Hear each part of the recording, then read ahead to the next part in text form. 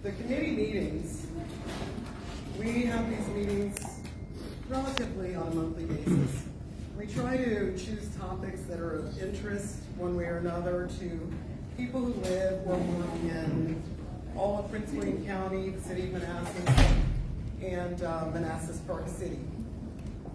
Our meetings are educational. We are here to learn about the various aspects of the topic. And we understand that sometimes we have topics that are triggering to some people.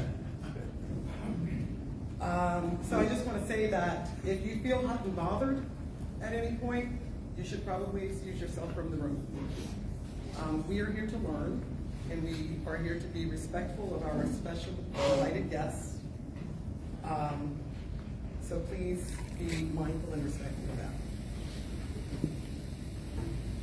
I am not going to waste too much time, since we are a little late getting started here.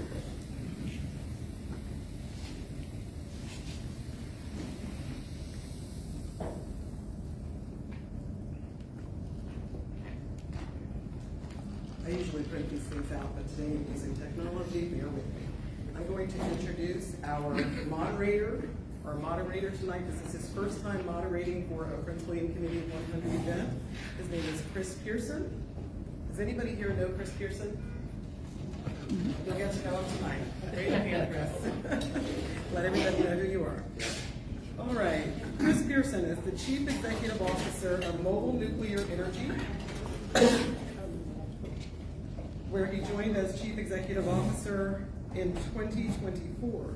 He brings a distinguished background in organizational leadership, business development, program execution, and profit and loss management. He has over 35 years in the defense aerospace sector, both in industry and as a career military officer. Chris joined Mobile Nuclear from Apogee Professional Solutions, a management consulting firm he founded to help clients in the defense industry formulate and implement winning business strategies, drive sustainable growth, and foster cultures of excellence within their organizations. I'm going to start by saying, Prince William Committee of 100, we have a website, pwc100.org. If you want to read the paragraphs in his bio, feel free to log on and learn more about Chris, but I'm sure he will also tell you a little bit about himself. So welcome, Chris Pearson. So people can see me, but great turnout tonight. I really think it's great to see the community involvement in an issue like this that's so relevant to not only Prince William County, but also the state of Virginia and the nation as a whole. Looking forward to some great discussion with our panelists, great discussion with the audience. As Bill mentioned, my background is career military, Air Force, career pilot. Been in industry now for about 15 years, 12 years at General Atomics. But here at Huntington Ingalls, consultant on my own, and I got the privilege to be the leader of this small startup company that's building a modular mobile reactor. Think of it as a big diesel generator that doesn't need fuel. It's about the size of a 20-foot shipping container. Too small for the data centers, but it has a lot of great applications for critical infrastructure, disaster recovery, and things like that. So the ROE tonight, I am going to introduce the panelists one at a time. Each one will have an opportunity to speak about 10, 15 minutes or so on their topics. I'm sure it's going to generate a lot of questions and comments. If you can just hold those until all four panelists have presented, and then we'll have a Q&A session at the end. I'm the timekeeper. I've got my little clock in my corner there that's going to remind me of how long people have to talk and such. And try to crack the whip to keep everybody on schedule. We don't want to stay here past midnight. But the preserves are really good, so we can keep that. And with that, our first panelist is Kate Smiley. Kate is the Director of Virginia Government Affairs for the Data Center Coalition. That's a coalition of industry partners. I don't remember the number. What's about 37. Oh, that sounds like an exact number. So 37 industry partners ranging from the big ones that you know, the big IT companies like Google, Amazon, Microsoft, as well as some smaller ones that I'm sure I haven't heard of.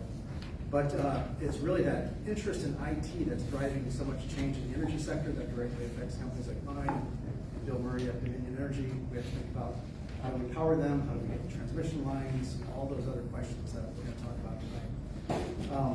So Kate, has been the lobbying business for many years, a lot of successful bipartisan initiatives that she's initiated and supported and advocated for through the years, both at the state, local, and federal level. She was assistant vice president for, doesn't say for what, but assistant vice president at McGuire Woods in Richmond. She served on as chief of staff to the House Democratic Caucus chairman, Rip Sullivan, on the Hill. And with that, I will stop. And like Bell said, all these bios are online, so you can read in detail all the paragraphs that you want. Kate, let's do it. Can everybody hear me okay? I'm not going to worry about a microphone. I think it'll probably complicate things, and feedback is never fun, except when it's constructive, of course. That was a bad joke, I'm sorry. All right, let's see if we can get this thing powered up and rolling. How's everybody doing? Doing well? Thank you guys for serving us. That was fantastic food. Well done. All right, get hooked up. So, good evening. As Chris mentioned, my name is Kate Smiley. I'm with the Data Center Coalition. We represent many of Prince William County's leading data center owners and operators, and really appreciate Prince William's Committee of 100 for inviting me here tonight to provide you with our perspective on this incredibly important topic as it relates to data centers and energy.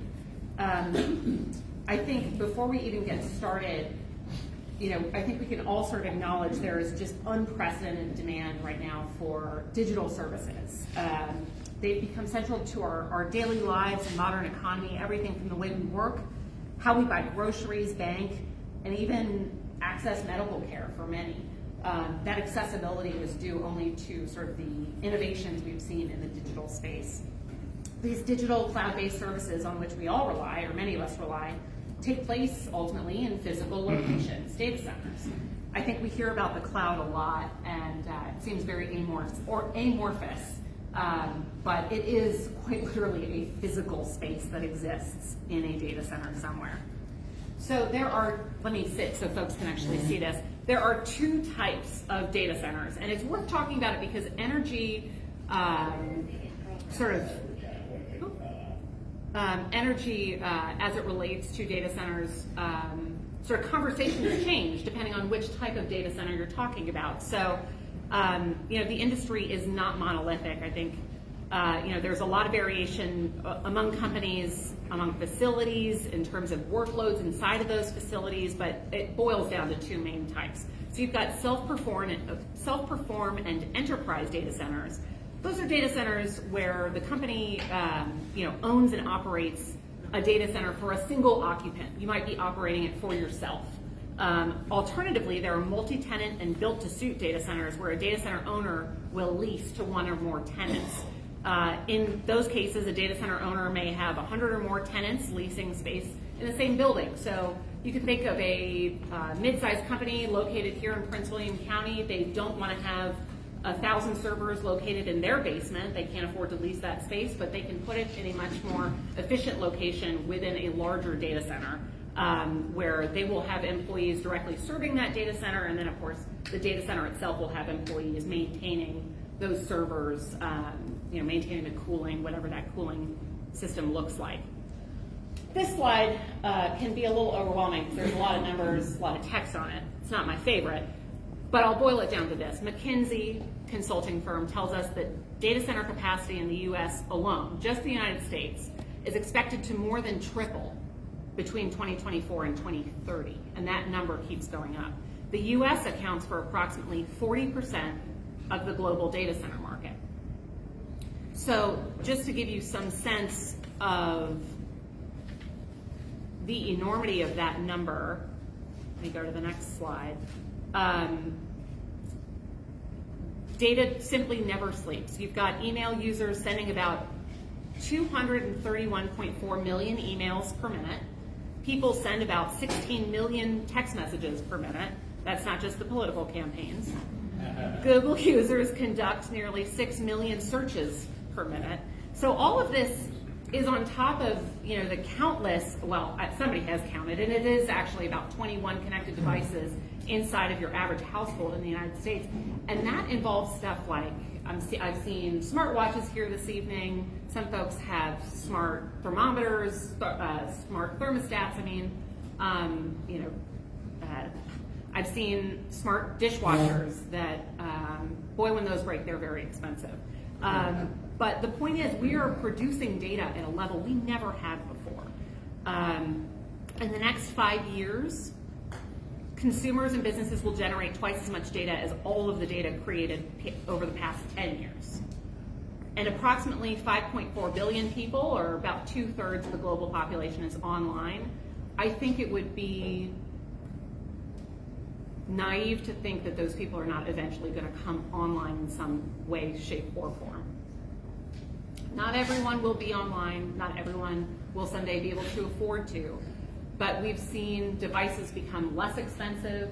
Technology enabling broadband and Wi-Fi has become less expensive as well, easier to deploy.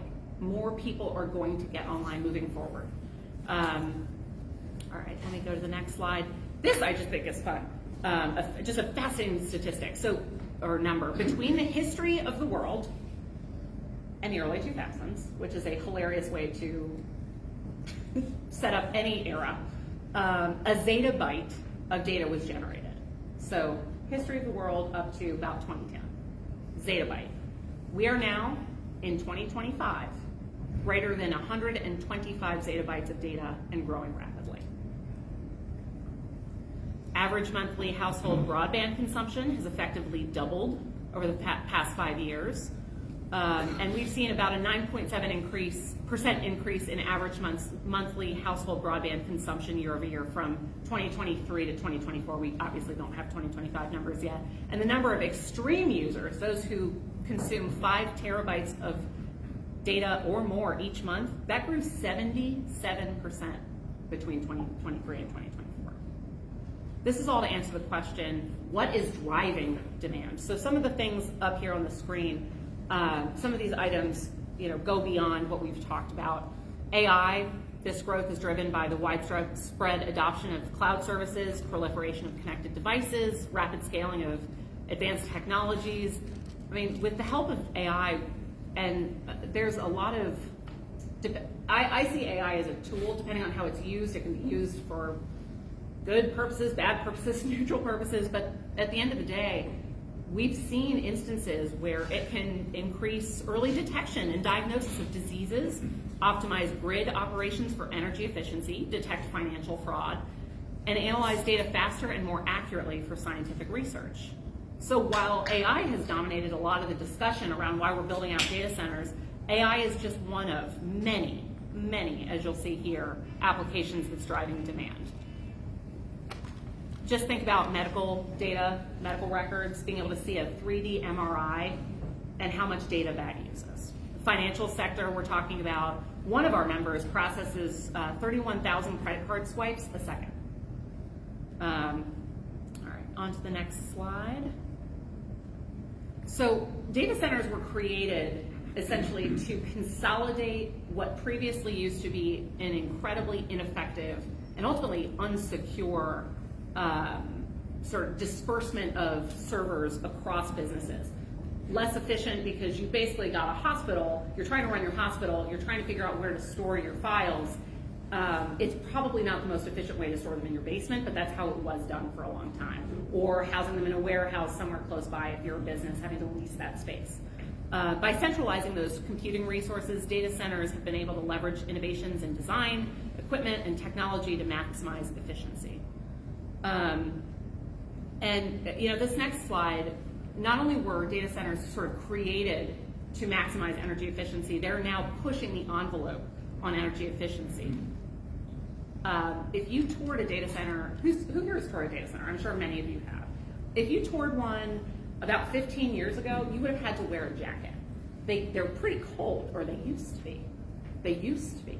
And then over time, we discovered that efficiency gains could be made by just letting the servers run a little hotter. So now if you go inside of a data center, it's warm. I'm talking about where sort of the office side of things are, but if you are right in front of the servers, you're no longer talking it's 65, 70 degrees. It's now in the 80s. And you better hope you're not wearing a suit because it is hot that way all throughout the building.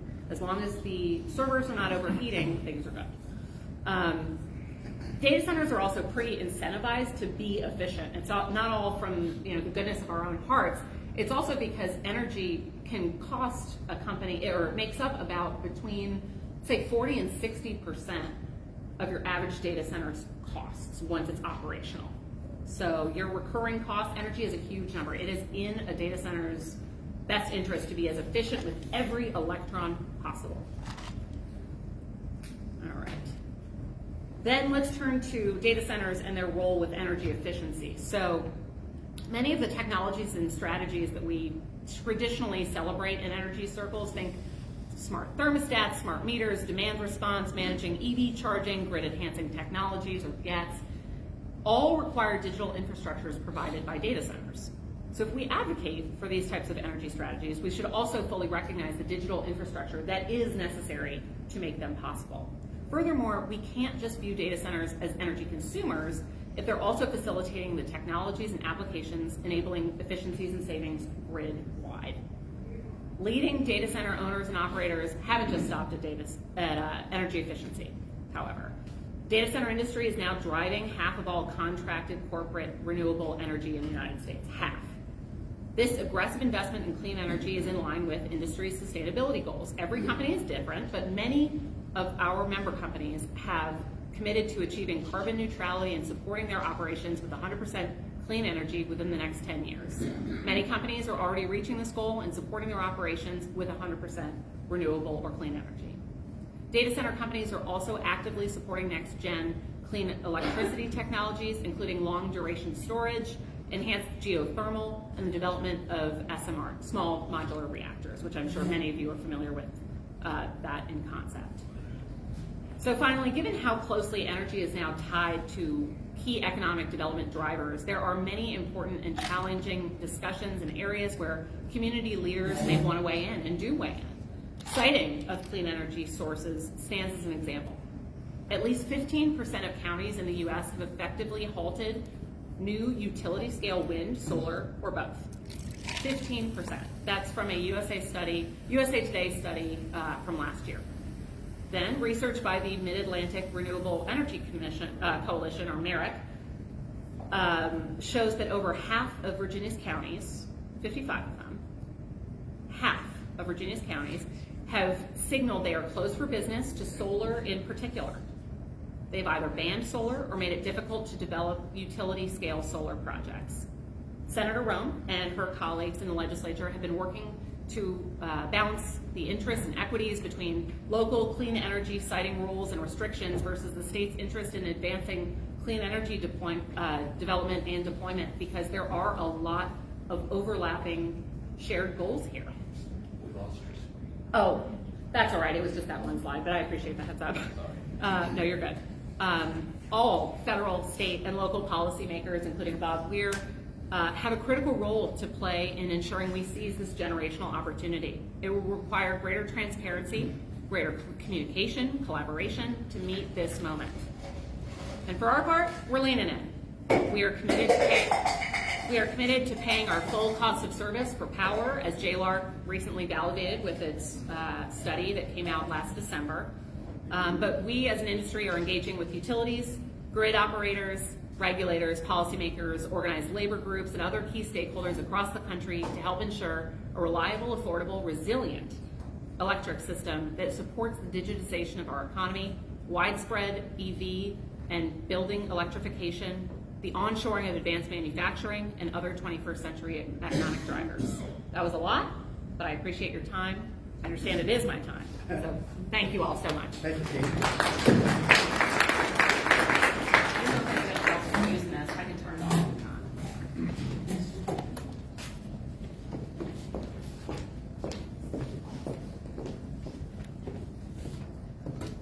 Our next panelist is Senator Danica Rome.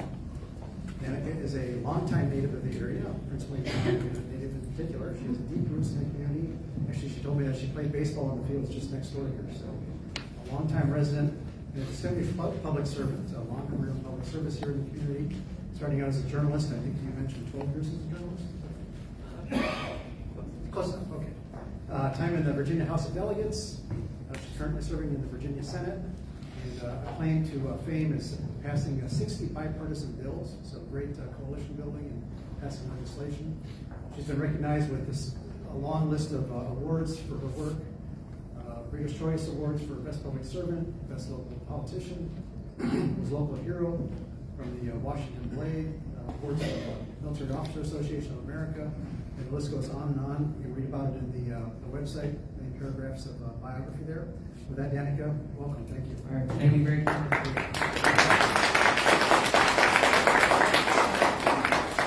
Well, greetings everyone, and welcome to the 30th District. I'm so happy that you're here. My name is Danica Carone.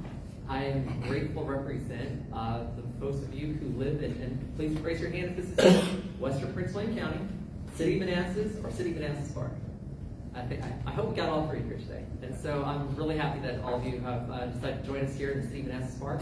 I've lived in the greater Manassas area since I was born here, September 30th, 1984, over at Prince William Hospital off Sudley Road. And you know, like I just said before, I spent 8 years playing ball right here at Costello Park back in the 90s. And so I've lived in the 20111 zip code since before it was 2011, when it was still 22111, right? Donald Shoemaker gets that one, I guess.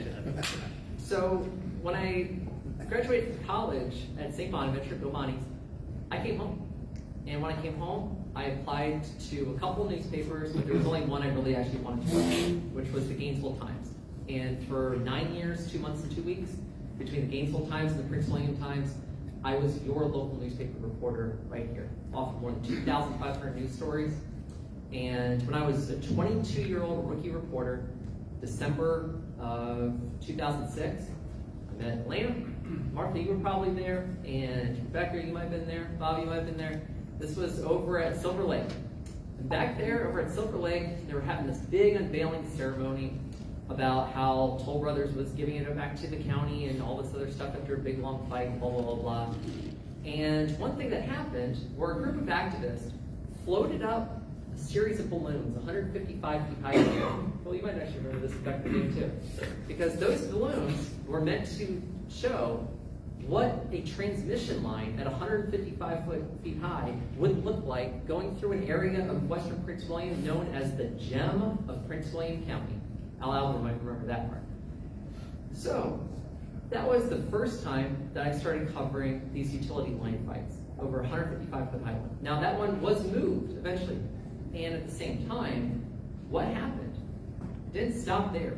2014, we had another transmission line fight begin because of a data center, the first of its kind that was coming to that part of Western Prince William, right off of Charles Street, west of the town of Haymarket, right along Route 55. And one of your predecessors, or one of the folks who used to work for Dominion, I gave him a piece of paper, put it in his hand, and said, hey, read this out loud. What does this say about who owns it? And he said, we will not name our corporate client. So I had to go dig. It was the Data Inc., aka Amazon. And that's where this kind of began 11 years ago. A lot of the fights that we started having in Western Prince William. Now, here's what people might not realize. 6 years later, Dominion actually supported one of my bills dealing with the transmission lines in Western Prince William, specifically to prohibit, after the hybrid route was buried, to specifically prohibit above-ground transmission lines along the I-66 corridor between Gainesville and Haymarket for the rest of this decade. And the entire point of that was to tell the Board of County Supervisors to stop putting data centers, that part of Western Prince William County. They had an overlay district for a reason. I always thought that was too large to begin with, but that's a whole other story. Anyway, what's happened since then? Well, we know for a fact that that bill that was signed into law has certainly had to come up a number of times in the planning for infrastructure in this area. But the board kept approving data centers. The Republican board used to approve them. Democratic boards have approved them. And what we have found in General Assembly, as well as at Prince William County, is that this is not an issue that breaks down on party lines. This is an issue that breaks down on something else. And for me, that something else is representing my constituents. As a lifelong resident of the greater Prince William area. It's a very simple thing to figure out between what is right and wrong when you're dealing with this. Number one for me, what is right or wrong? We should not be tearing down the woods, and you should not be losing the best stormwater management system that we have because some folks want to have accelerated speeds for crypto mining. Because Google, when you go into their search, has the AI thing that now pops up like this. And you can't turn it off there. You have to use a different browser at this point. And I've adopted that for my personal laptop. And when you have that, it turns into a question of want versus need. Here's a great example of where AI works and where it's a need. Our former Congresswoman, Jennifer Wexton, who was in this building on multiple occasions, she has AI that actually speaks in her voice for her because she has PSP and she can no longer do that herself. I think that's a great innovation. It's life-changing for someone like her. That's awesome. That's something I think 100% of us, regardless of ideology, can all agree on. That's a good use of it. At the same time, we also know that these AI searches take so much more electricity than your standard Google search does. And at the same time, we also know that issues like crypto mining, in 1 year, you can see a story that was published earlier this year that talks about how that much data for something like that is equivalent to that is consumed by all of the Netherlands, the entire country. That then gets us to talking about scale of data centers in general. When we have the number of data centers coming online in western Prince William County that we've had, you know one of the first things that happens with that? It makes it, as the JLARC report will show you, impossible for us to meet our Virginia Clean Economy Act targets. And by the way, those aren't just goals, that's the law of Virginia. And it's actually your former boss who carried the bill. I was the last holdout to vote yes on that bill because I wanted that thing to be as strong as possible for the environment. And even on Dominion's side, they have the world's largest wind farm that's offshore. That's supposed to be a big part of that. The Prince William Digital Gateway alone would take all of the energy produced by something like that. And then you're not spreading that out for all the residents, right? That becomes one of the big issues, is that if each one of these facilities starts gobbling up enough energy that's the equivalent of the Lake Anna nuclear plant, then what happens? We miss our CEA goals, and JLARC determines that it is, quote, very difficult for us to be able to meet our energy needs at this point with what they call unconstrained demand. But then if they go into half of what unconstrained demand is, it is still deemed as difficult, according to this report, in the years to come. That means we have to look at this in a very different way. Now, as a legislator, as you heard earlier, I've been very fortunate to get 60 bills, all with bipartisan support, signed into law over 8 years. Probably didn't figure the transgender metalhead from Manassas was going to be really good at bipartisanship, but I am. Turns out that's a That was bipartisan. That caucus is still waiting for the bipartisan caucus in that, but I'm hopeful. I'm hopeful I get some conference eventually. But here's the thing: what happens when we have a lot of success? That's great, but that also requires everyone wanting to come to the table for a good outcome. And I'm going to show you where that one arrives here. Delegate Josh Thomas and Senator Evan worked together on a bill that was about implementing some of these JLARC recommendations. And they got in conference committee. A really good part of that bill, that was just a main clause of it, was stripped out because the data center folks said we can't support that, right? But they got a bill out of conference committee. It earned bipartisan support in both chambers and ended up on the governor's desk. Delegate Thomas in particular had worked months on this bill. He spent more time working on that bill than just about any other piece of legislation he had been carrying. I know. He worked extremely hard trying to bring folks from the Coalition to Protect Prince William on to the table, as well as the Data Center Coalition and everyone else in between. That bill was met with a soft veto from the governor, who put a reenactment clause on it, took the two shalls and turned them into mays. How are you supposed to work out a bipartisan bill if you're getting vetoed on the very thing where you actually had that agreement in the first place? There's the part of me that wonders whether the administrations decide to do that on their own without talking to anyone, or if someone asks them to do that. In either case, that's not productive. In either case, that's a problem. Where we had JLARC recommendation bills after JLARC recommendation bills that came up this year, and we saw the very people who came to the microphone in our committees the year before tell us, no, we can't pass this year, it's got to go to JLARC. Then it went to JLARC, and then they opposed those very recommendations anyway. When that happens, we have kind of a system breakdown at that point. And at that point, it's not so much about how are you going to get everyone to the table, as much as what are you going to do to get 8 votes in committee if you're in the Senate, to get 21 votes on the Senate floor, to get 5 votes in a House subcommittee, 8 votes in a full committee, or actually 12 votes in a full committee, 51 votes, get it out of conference if it has to go to conference, and get a governor to sign it. That's where that comes down at that point. Because if you feel that, hey, people aren't willing to step to the plate and work with the recommendations coming out from JLARC, that means that the very group that we've assigned to do the deep dive analysis on this isn't being taken seriously. And there was stuff in there in that report that the data center people liked. In the first part, it talks about the economic value. And then there was stuff that the activists that we liked that was in there as well. That talked about, hey, here's the energy problems that are coming up. Hey, Prince William County specifically getting called out by JLARC for bad placement of data centers next to people's homes. I would have liked to have seen it go much, much further myself. But in lieu of that, that brings us to where we are now. One of our bills that had bipartisan support, my bill for demand response program, we earned bipartisan support in the Senate and the House. Bill got to the governor, got vetoed. And in the veto statement, it said, well, SEC already has the authority to do this, and the industry has to be able to meet this, right? What came out of the JLARC report that came with this in the first place? They said specifically, data center companies in Virginia do not currently participate in demand response programs.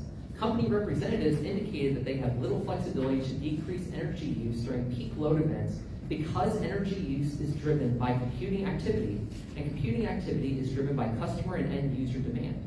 From a business perspective, data center companies have strong incentives to keep facilities fully operational to meet their customer and end user computing needs, and these typically outweigh financial incentives offered by voluntary utility demand response programs. However, despite limitations, there appear to be several viable ways that data center companies could participate in demand response programs. These include options for reducing demand during peak load events and adding energy to the grid during such events to offset a portion of their demand. Companies could shift some computing activity to other facilities outside the region during peak load events, make operational adjustments that temporarily reduce energy use within the facility, such as small temperature adjustments for short periods, install more environmentally friendly backup generators that are permitted to operate in non-emergency situations, which could range from all generators at a facility to a subset of generators, or host battery storage systems that could serve as both a general utility and a demand response resource. When that bill came out of the General Assembly, it had been amended repeatedly, so I could, or well, one final amendment anyway, so that I could actually get the votes that I needed to get this passed. And you know what that final version was? I tried to take all of that, I tried to make that law, but instead I was like, all right, I gotta get to 21 and 51, how am I gonna get there? We turned to a Section 1 bill. Section 1 bill just said, hey, Department of Energy, we want you to work with the SEC, and we want you to figure out how to do this. Tell us what we need to do, we'll take your recommendation. We couldn't get that signed into law. That should be basic and non-partisan. That should be something that everyone agrees with, regardless of the letter that's next to your name. So to wrap up with this part, when you drive from Manassas Park, I'm gonna issue a challenge for y'all today. I would like y'all to take Route 28 into the city of Manassas, and then I'd like you to take 28 over the bridge, And first in the city, you'll look to the left and you'll see a data center complex right down over there. By the way, fun side note, Chuck Hogan was the one who got the funding for that bridge over the railroad tracks. Then you'll go and turn right on the Prince William Parkway. I want you to start counting how many data centers you start seeing on the parkway. It's one after next after next, and how much clear-cut area of Western Prince William you'll see there. Then I want you to turn west on I-66 and start looking on the northbound side of 66. And you'll see what was all woods clear-cut out for another data center. Then I want you to take Route 55, Linton Hall Road. I would like you to turn toward the town of Haymarket. And I'd like you to look to the left. And you'll see what used to be an A1 zoned area, agriculture area, data center campus after data center campus after data center campus, right behind Village Place, so that if you took the very baseball that I was playing with here in the 90s from the back parking lot of one of those townhouses, you could hit the site of that data center, right in an area where it used to be all woods. And then keep going down 55 across Route 15, get up to Charles Street, and you'll see that data center complex buried back in the woods over there too. The way I look at this point is this is too much. And the first rule of getting out of a hole is stop digging. We're in a hole. Stop digging. Let's take a look at this statewide. Let's come together and let's get major things done. It should not be impossible for us to do hard things. We should be doing hard things because we are in positions of authority and power to actually do them, and our constituents want us to get it done. Let's go get it done. All right, thank you, Senator Ron.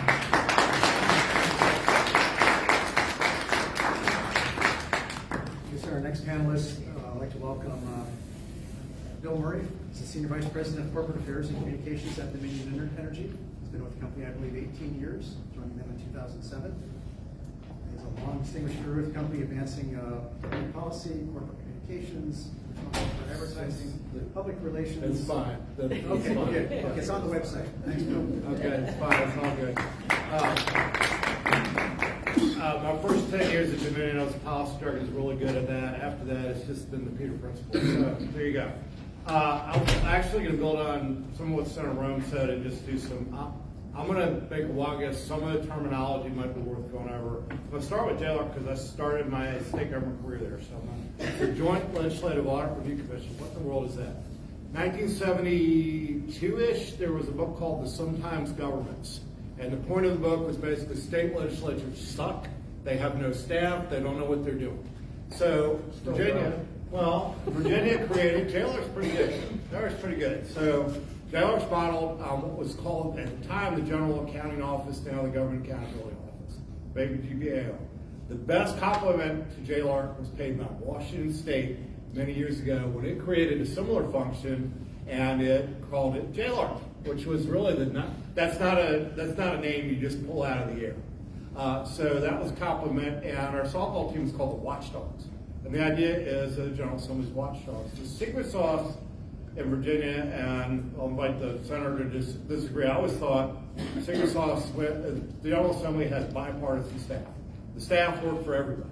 Now, the personal staff, like if you work for a Republican member, you're thinking Republican. You work for a Democratic member, you're thinking Democrat. But the staff in the clerk's office, finance committee, appropriations committee, JLARC, relentlessly bipartisan to the point where we used to, in the 90s, there were two very similar looking delegates. One later became the Speaker, Vance Wilkins.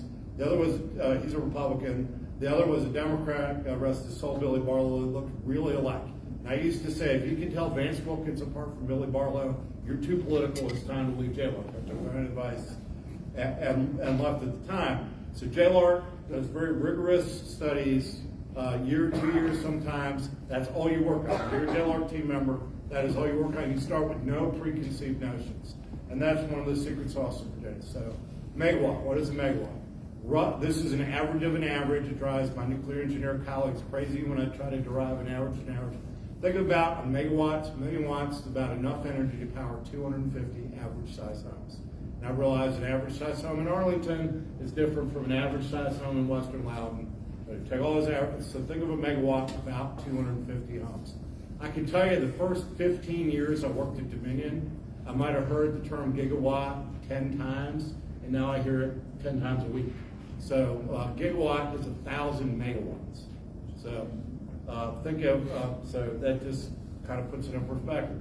Like I remember when people considered a millionaire really, really rich.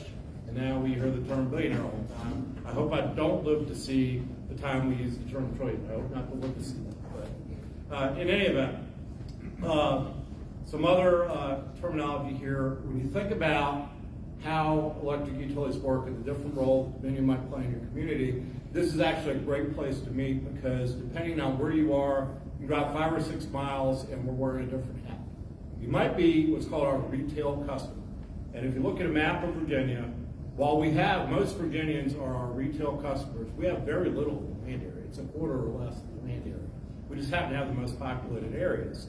So there, you know you're a retail customer. If you get a bill and it says Dominion Energy up on the top left, you're a Dominion customer. If you live in the city of Manassas, you're actually a retail customer of the city of Manassas Municipal Electric. And it's probably got a fancier name than that, but they're a municipal electric corporation. They run it a little differently than they might run, say, the City Department of Social Services, but it's a city-owned entity. And that public power is a common way of providing power in the United States. Well, I ask this as a question. Y'all are smart. This is Northern Virginia. What state has 100% public power? No investor-owned utilities, no costs. It's 100% public power. Just one state. No, your hint is it's also got a unicameral legislature. Nebraska. Yeah, it's Nebraska. So anyway, so that's one way of doing it. And in the case of the city of Manassas, they do all of what's called distribution. That's distributing energy to individual homes and businesses.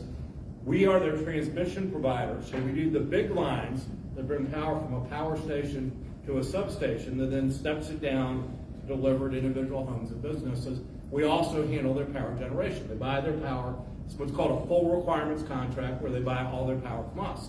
So you can get distribution, transmission, generation. From us, that means you're a Dominion Energy retail customer. In the case of our two big municipal electrics, it's Manassas and Harrisonburg, kind of opposite ends of our territory. There you get 2 of the 3. You get transmission and generation, or the electric co-ops. And it used to be, at one time, Virginia was not a huge co-op state. In the Midwest, very rural states, co-ops are often the biggest utilities. And for many years in Virginia, there were 2 investor-owned utilities, so the 2 big utilities. Dominion, we were typically first, and then American Electric Power's APCO, Appalachian Power Subsidiary, was second. APCO now, if I were to guess, I know they're at least third, they're probably fourth. They're going to settle at 6th. So we've got a regulatory regime in Virginia where we regulate number 1 and number 4 on the path to being number 6 one way, and numbers 2, 3, 4, and 5 a different way. Those are electric co-ops. For the electric co-ops that are within our general service territory, what's called the DOM zone, we don't do generation.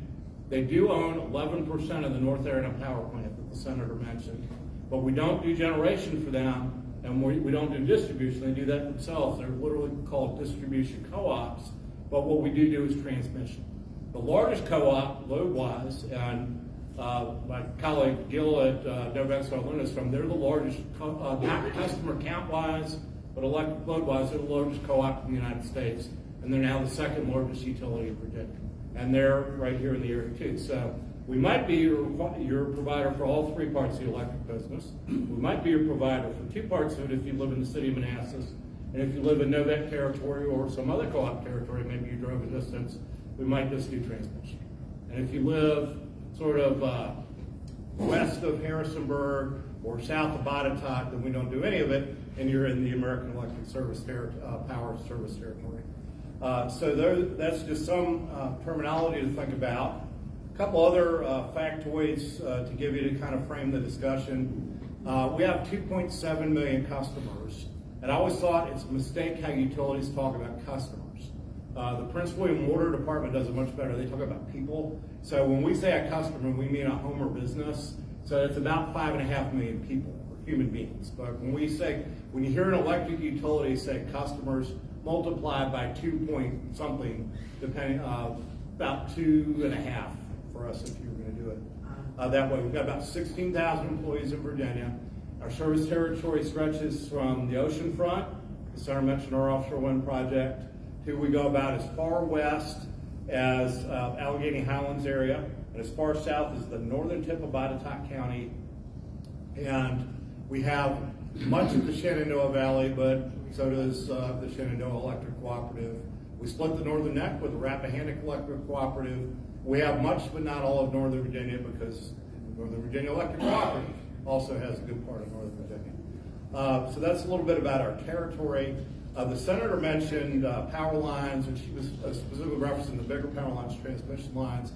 Overall, we've got 67,000 miles of power lines. Those can range from what we call tap lines, very small neighborhood lines where you might have load of as little as 14 kV, kilovolts, up to the biggest transmission lines are in our system right now are 500 kV. There are some on the drawing board of up to 765 kV. When the issue of undergrounding comes up, we can get into that in Q&A. The one thing I'll say on undergrounding is that the heat properties create sort of the complexity and the cost of putting lines underground. It's not arithmetic, it's not linear, it's geometric. It's sort of like an earthquake. When you hear 7 on the Richter scale versus 6, that's not 1/6 bigger, it's geometrically bigger. So the heat properties are such that it is progressively harder the bigger a line gets to put it underground because of the heat properties that you're dealing with. And then finally, on power generation, we talked a lot about transmission so far. The one takeaway I hope you leave with on power generation: nothing is magic. There is no one ring to rule them all. Everybody's a little right and everybody's a little wrong. And I will tell you, because advocates are very persuasive and very passionate in energy, you can leave a solar conference saying, you know what, we should go 100% solar. Or you can leave a nuclear conference saying we should go 100% nuclear. Whatever it might be. There are advantages and disadvantages to every form of generation. And I'll leave you this story from the 1970s when I was a child. I'm much older than the other panelists. So, excuse me? You are young man. So, in any event, the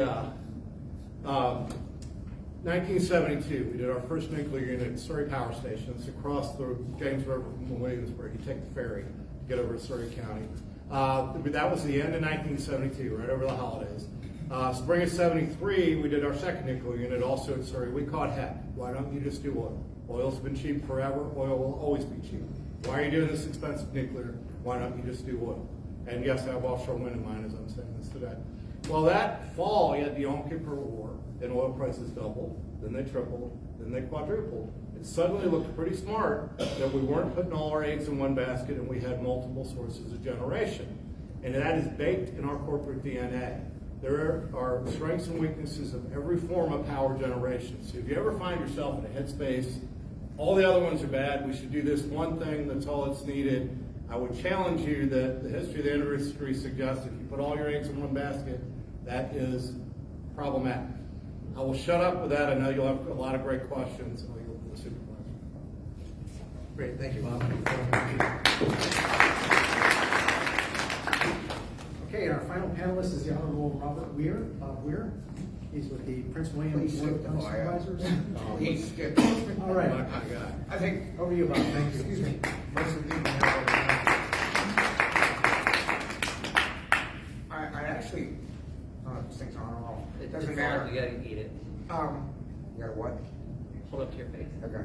I'd actually like to thank the rest of the panel for teeing it up, because I'm going to actually talk about meeting the energy needs of data centers, specifically in Prince William County. And our esteemed senator is correct, well, almost correct. It's not a bipartisan issue, it's a nonpartisan issue. And Senator and I have been working on this, talking about this for more than a decade now. She was still an ink-stained wretch of the Fourth Estate.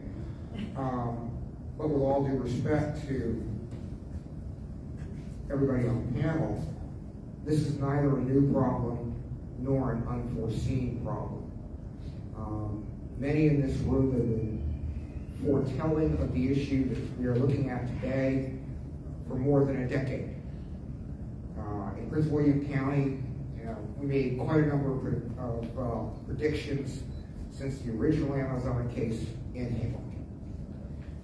We made predictions about new power lines. They've come to pass. We've made predictions about not enough generation, not enough electricity in the lines. Those have come to pass. And we made predictions about who would ultimately pay for it, namely the ratepayers across the Commonwealth, and as anybody's read the paper, That has come to pass with the new riders, thank you very much, that take effect in the next couple of months. And this really does all go back to the Amazon case.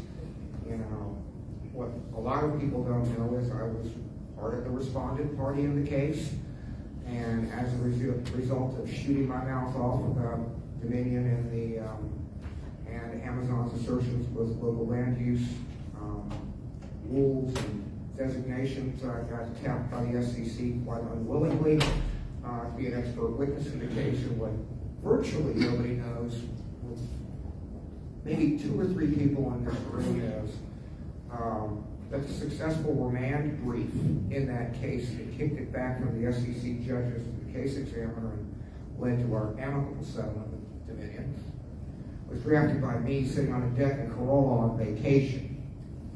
I don't want to hear anybody argue, I don't know what I'm talking about.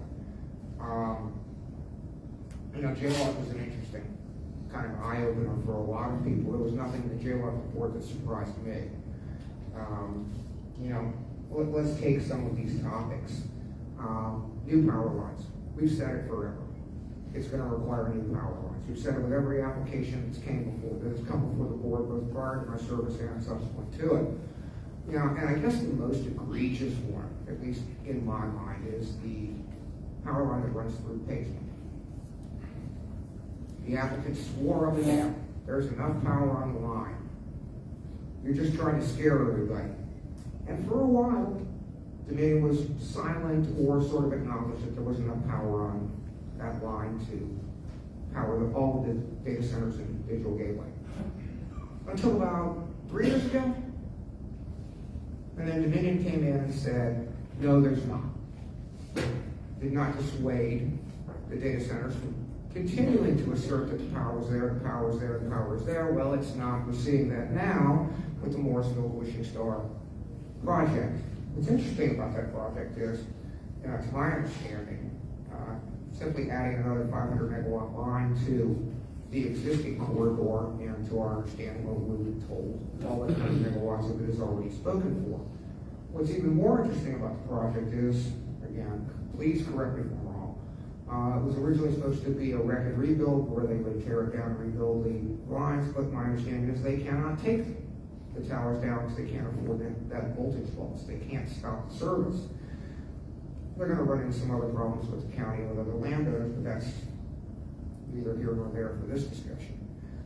Similar to that, though, if you go through the Innovation Corridor and many other places in Prince William County, you will hear of power line proposals, transmission line proposals from Dominion, Hornbaker, Devlin, take the pick. And you'll go to the community meeting and they will present you nice maps, but they only present you nice maps of the segment they want to talk about. When you ask them, what is this tying into? What else is going on? What other options are? We're only going to talk about this, we're not going to talk about everything else. And we're going to talk about transparency in that. Generation, we didn't even think about it in 2014. Nobody thought about it in 2014, but now we are. Well, you did, but I think you didn't tell us. Yeah. And, you know, it's interesting because generation also, again, correct me if I'm wrong, factors into a rider because you're paying higher PJM auction prices because you can no longer generate enough electricity in the Dominion zone. So there's a lot of moving parts to this, and the data centers have increased the load demand, I would suggest, logarithmically.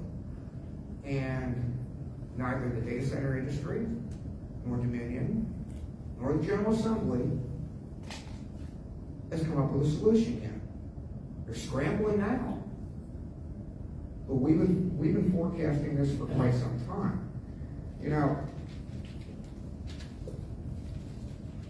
it's fun. One of the real points of debate above and beyond power itself over the last couple of years is who pays for the infrastructure? Dominion will tell you flat out they do. And they socialize the cost across the entire ratepayer base. You see that in your bills. It's on the ratepayer side of the ledger, not on the stockholder side of the ledger. And that's why you're now looking at riders to pay for the infrastructure and the higher cost. What's interesting is the data center debates that. Oh, we build the substations, we pay for that. I believe Dominion's position is we build our own substations because of their tariff schedule. The data centers do not build them for them. The data centers may acquire the land for them, may actually get the land zoned for it, may get the site plan approved, but at the end of the day, Dominion builds its own. So there's going to be a need for quite a bit more of that with the gigawatts of demand that are as yet unbuilt or any broken ground in Prince William. But we are seeing the transmission lines come. The line that's going down Wellington with multiple substations, the ones that are planned along Devon. And the data center industry isn't always all that, let's say, transparent about how much of the energy they're going to use. We had a case a couple of weeks ago. They got themselves a substation approved, bring 300 megawatts over to their facility, which at that point in time was 92 feet tall, and asserted that they would use all 300 megawatts. When the building size got cut by half, we asked them, how much are you going to use? All 300 megawatts. But none of us really know. Because you can't find anything out from either Dominion or from the data center. The data centers hide behind NDAs. The data centers refuse to release their load letters. Dominion can't, even though we ask them for them constantly. Nobody wants to tell you anything until it's too late. Some are a little better than others. But at the end of the day, nobody knows really what the demand is. Or what's the tipping point on the grid. I mean, there was an incident over the summer where a number of the data centers automatically pulled offline. Their systems, it was a data surge, flux, something in the line, took themselves off the grid. I'm assuming they fired up their backup generators or backup power of some sort. When we tried to find out how many, where, why, what was the impact to Prince William County, they couldn't even tell us how many data centers are involved. Super secret. Data centers won't admit which ones did it. Dominion won't admit it. NOVEC won't even talk to us. What's going to happen with outage data in the future? We warned about overloading the system. And it happened, 2 years ago now? They had multiple N-1-1 violations. He can explain N-1-1 better than I can. Probably in fewer words. But as a result, Loudoun County had to rethink their data center policy, particularly on the Route 7 corridor. And we're headed that way. You think the power line fight was bad in Amazon when it was going across, various portions of western Prince William County. Wait until the power line fights start on the Devon corridor, with people who are already angry that the data centers are there. People are angry that their kids are going to school surrounded on 3 sides by a data center. Now they're going to advise them that now there are transmission lines that literally bisect their neighborhoods, at least on the plan routes that we've been presented with. And the interesting thing is where they're going now. It used to be largely single-family homes, subdivisions, that sort of thing. Now it's almost looks like it's being engineered to go past apartment complexes, because I guess they don't either count as much or aren't as voiced or loud as some others are. You hear Dominion say they pay for the power. Yes, they do.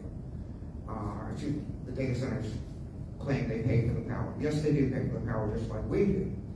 What they don't tell you is they don't pay for the infrastructure, and they also have the ability to negotiate their rates. I believe they can buy rates from power companies other than Dominion.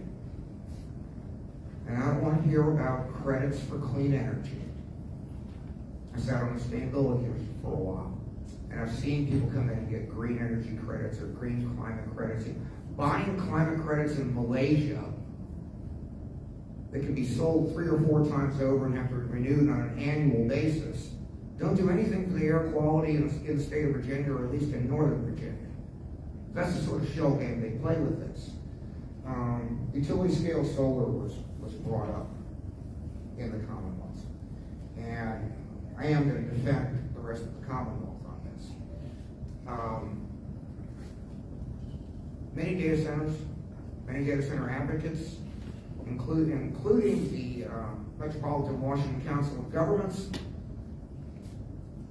want the General Assembly to force rural Virginia to cover their agricultural land with solar panels. Hundreds and hundreds of acres. They've had enough down there. Solar farms are their version of Northern Virginia's data center problem. It's causing erosion issues, decommission issues, land valuation issues, wildlife, tree cover, etc., etc. I'm not going to force Northern Virginia's clean energy problem on the rest of Virginia. They don't like us enough as it is, so I'm not going to tell the rest of the state what to do to cure our problem. We need to fix it. Which brings me to my last point. How did we get here? We got here from data center promises. We got here because Dominion, at least early on, said they could provide the power. We got here because the data centers, quite frankly, underwrote the campaigns of many of our elected officials. I'm not shy, I'll say it. Every time an application came in the door, look at the revenue stream it will give the county. Look at the monies that you can use. And believe me, this is a small point with me given last Tuesday night. Look at the monies that you can do to offset your residential tax base. You can reduce the real estate taxes. You can reduce their vehicle taxes. You can build all these wonderful things. And the promised monies aren't there. They don't tell you about government facilities, data centers that run government contracts where the equipment is tax exempt by federal law. They don't tell you how difficult it is to get the rent rolls for many of them so that you can apply the C&P tax to their lessor's equipment. They don't tell you about the real estate assessment suits they constantly bring to us. And then they don't tell you that the numbers they give you on the front end are not actually near what the actual revenue stream is. I think the perfect example, again, I'm going to go back to it because it's the poster child for bad development practices, is Digital Gateway. When the applicants walked in the door, I think many in this room will remember, they promised $900 million in annual revenue. They left out that was again built out in 26 years. The county shot that number down to $400 million a year with some back of the envelope calculations that didn't include depreciation, county construction costs, proffers that the county had to fulfill, that sort of thing. And then on the end of the approval, the applicants themselves marked the number down to $100 million annually, 89% decrease, again, in 26 years at full build-out. It's not just an industry problem. It's not really much of a Dominion problem. I mean, they were mandated to provide power. They're doing their job. We may not like the way they do it, but at the end of the day, they're as constrained by the General Assembly as we are. But at the end of the day, in Prince William County, the problem is, well, for lack of a better term, me. Because as a member of the Board of County Supervisors, I'm not only one of eight, everything we do comes back on me because we operate as a unit. So even if I don't vote for it, I'm responsible for it. So if you want to fix the problem, you've got to fix us first. Thank you, Mark.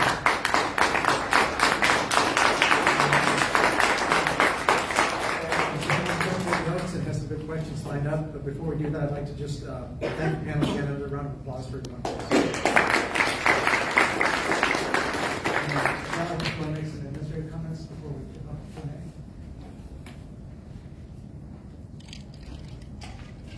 Q&A. Administrative, that's my name. I need to take a moment to conduct a little little bit of C100 business. I'm not even sure if everyone here knows what C100 is, but it's going to be 100. We are a local civic organization. We are a nonprofit, and we are nonpartisan, meaning our members are from all over and have different opinions of different things. But when we produce our programs, we try to create balanced committees to develop programs so that they are balanced programs. So, for instance, deliveries. So we develop these committees. They come together. They sit at the table together. People from whatever background, whatever political persuasion you are, we develop these programs for moments like this. And we hope that you will consider joining the Prince William Committee 100 so that you can participate in our committees and the developments that we have. Membership is easy. You pretty much request it, we'll give it to you, but it's going to cost you $40. Our program year runs October 1st through September 30th. The majority of our programs are similar to this. It'll be a topic that we deemed worthy of presenting to the public for more information or to educate on that topic. And then we also do candidate forums. So we still have a couple of candidate forums that we're working on for later this year. Let's see here. I am going to actually turn the mic over to Cynthia Chambliss. She is a director at large, also a former president. And she is going to, this is a duty of ours to present our ballot for an upcoming election. We have elections next month. Thank you, Bill. Good evening. As Bill stated, I'm Cynthia Chambliss. 4 of us were appointed to serve as a nominations committee. I'd like the other members, if you're here, to stand, please. Kira Wooten, Kira in the back, Sherry Zachary, Brenda Carson, I believe, is not here, and myself.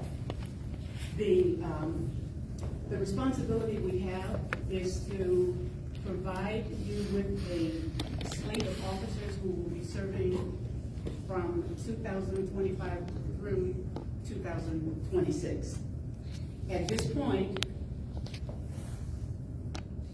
we're looking for names for all positions, and the positions are our executive team include the president, vice president, treasurer, secretary. For directors, we have 9 of those who each represent a magisterial district. So Bridgeville, Coles, City of Manassas, Manassas Park, Gainesville, Neabsco, Occoquan, Potomac, and Woodbridge are the magisterial districts that we try to cover every single year. I will tell you, we've had varying success with the City of Manassas, and we actually had someone come forward since we've been here tonight and volunteered to be our new director for the City of Manassas. I can't tell you how thrilled we are about it, because it really has been done. Even though we have names who have, quote, volunteered for some of these positions, there are several positions for which no name has come to us. We're looking for a treasurer, we're looking for an at-large director, and we're looking for a program chair. The program chairman is not a person that's a part of our slate, but it's a very, very, very critical position.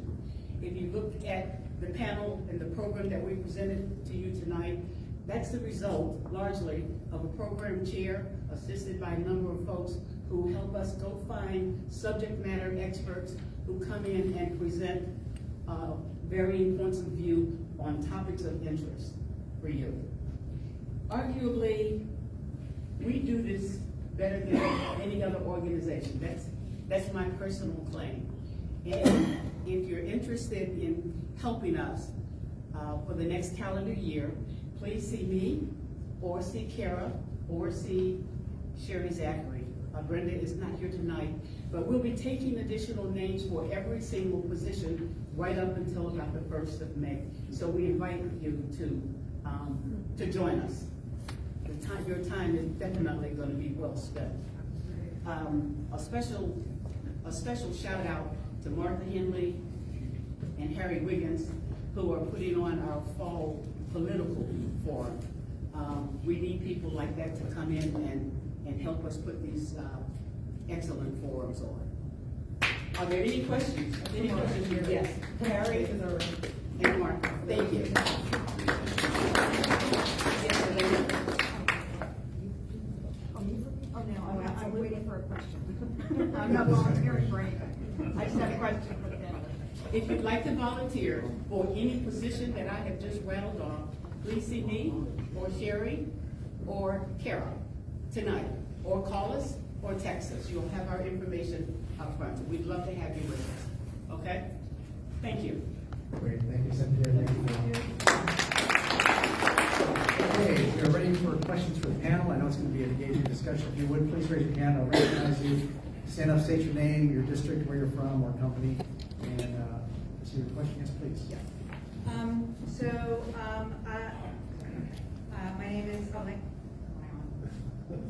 My name is Elaine Schlossberg, and I'm in the Gainesville district. Everybody did a fabulous job, but I want to, in particular, thank Senator Rome and, of course, Don't use the Supervisor supervisor Ware, who word. did a great job. You encapsulated it perfectly.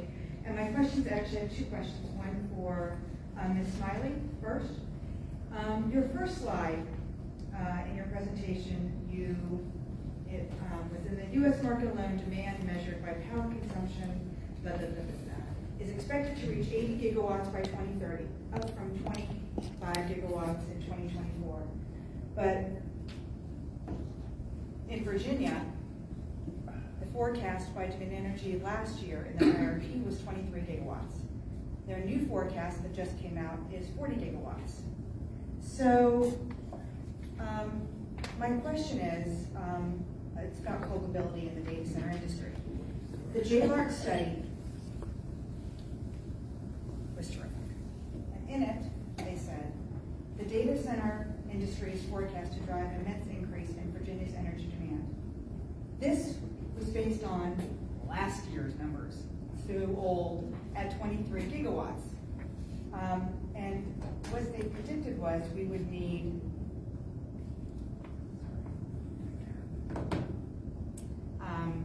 I'll just do it by memory, 1.5 new large gas plants every 18 months, double the amount of solar that was approved in 2024, double the amount of wind that was approved in the previous year, and nuclear energy that does not exist. So, having said all of that, what is the culpability of the data center industry to cover the cost of all of that generation? And I'd like to know the perspective of the industry when the communities complain, like they are in Chesterfield, about new gas plants, why we should all suffer the impacts needed for your generation. And then my question to, I can't remember your last name, I'm sorry. Mr. Murray. So what's interesting is JLARC talked about reasonable, and you talked about unprecedented. What is reasonable, unprecedented load demand of this industry? Those two words are in contrast with one another, they contradict. How is it reasonable to meet this kind of load demand driven by one industry when the impacts of that mean that we are dealing with multiple transmission lines through each community? You are exercising eminent domain to meet their power demand. How is that reasonable? And what if you slowed down to allow the absorption of what has been approved just at that 23 gigawatts? So that's what I'd like to know. What is reasonable given the unprecedented load demand? And then my question to you is fine. Can I actually start, because some of this is on the demand. Yeah. I'm sorry. That's a new, Is that for me? A singer, you gotta eat it. That's a good phrase for it. So two different numbers are out there, and I'm gonna go back to what I said about what we do for the co-ops and what we do for Dominion. Integrated resource plan, and I'm gonna gently disagree with Supervisor Weir. He says we never talk about generation. We actually every other year. So this is an odd numbered year. So it's every odd numbered year. At one time it was every year. We file what's called an integrated resource plan. All utilities in Virginia, we're the only one legally required to do that. An integrated resource plan is generation focused. So when we do an integrated resource plan, that document, it may have transmission discussion there, but it's power plants. So we are responsible for doing power plants for power generation, Dominion retail customers, Manassas, Harrisonburg, and that's it. We don't build power plants for Novak. We don't build power plants for the co-ops, with the proviso that the co-ops own 11% of Northampton. It's 11 point something, I'm rounding, which they had anyway. So if the number on transmission is always going to look bigger, because the number on transmission incorporates what I just said, our retail customers, Manassas, Harrisonburg, plus the co-ops that are within our general service territory where we're doing transmission. So it's always going to be two different numbers because we play two different roles. For our customers, and for the municipal electrics, we do both power plants and transmission. For the cooperatives, we just do transmission. None of Novak's power needs are in our integrated resource plan. The one thing I would gently disagree with JLRCom when they said they will need to do 1.5 gas plants per year. They didn't screen for gas availability. There's not enough gas pipeline capacity in Virginia to do that number of gas plants. I will also gently disagree with your premise that nuclear is new or uninvented. We've been doing nuclear power. SMRs. Small modular reactors. They are new to the civilian world. They're not new to the world. There are a number of small modular reactors off the Naval Operations Base in Norfolk on attack submarines, ballistic submarines, nuclear aircraft. But those are the SMRs that this gentleman talked about that don't have the power Right. generation that we need for this industry. So I understand what you're saying, but we don't need a 5 megawatt SMR. We need a 300 megawatt SMR that does not exist. Going back to what I said earlier, on power generation, we're not just doing nuclear, we're not just doing gas, we're doing offshore wind, solar, nuclear, whatever. One note I'll make on solar, I completely agree with the supervisor, we support local entities. We've supported local entities for all 100 and some years of the country. So if any discussion of we need to take control from localities, and I understand that's not us. I also agree with his take on retail shopping. Senator has probably sat through some debates where whatever you can say about Dominion Energy, that we're a fierce advocate for electric deregulation. That's not us. We're very much against that concept. So one of the things JLR said is utilities have an obligation to serve. That is absolutely true, but not tomorrow. And as far as slowing down, I guess that's in the eye of the beholder. There used to be an expression, it's in all the papers. There are not as many papers as there once were, and that is a great societal loss. Last summer, we actually announced, because data centers are bigger than they once were, and there are customers other than data centers that are bigger than 100 megawatts, that for customers like that, it was going to take longer to connect them, whether they were a transmission customer or a transmission generation customer. The reason for that, when we first started working with data centers, and 2014 is it's about a little over 10 years. 2014 is right at a pretty good sort of benchmark time. You would see things in the range of 25, 30 megawatts. You now see in larger facilities. Larger facilities take more study because you're not just looking at the needs of that particular data center, you're looking at effects on the entire sort of regional grid.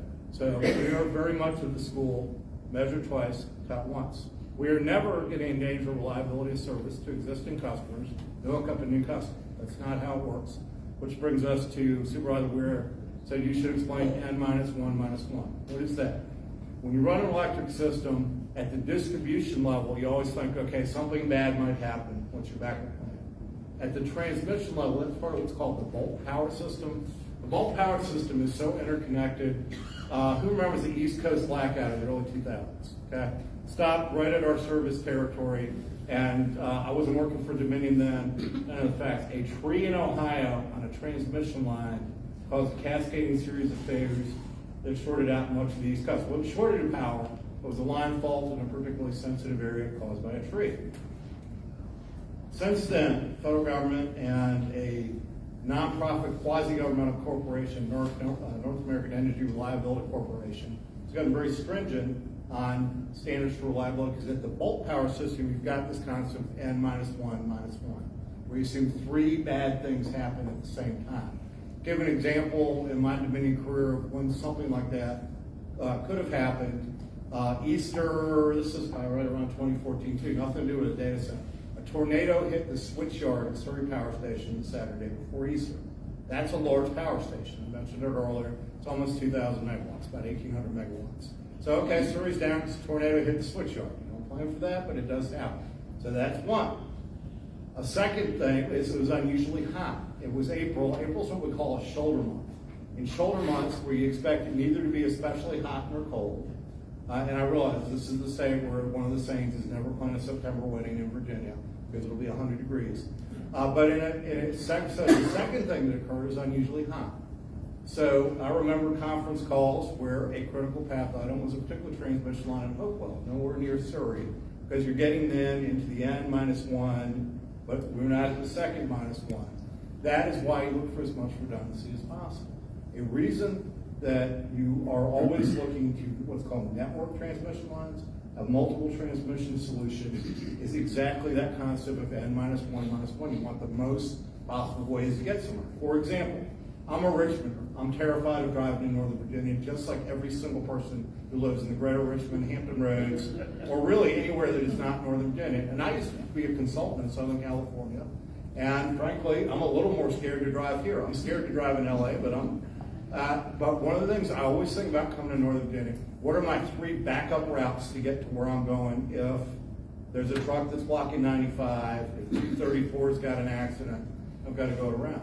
You may notice on the first night of a hurricane, for example, or the derecho, anybody remember the derecho?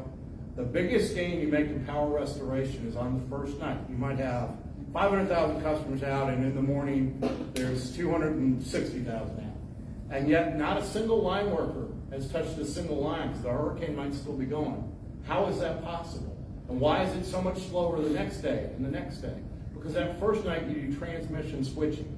Used to be you did it by hand. Now actually AI helps do a lot of it.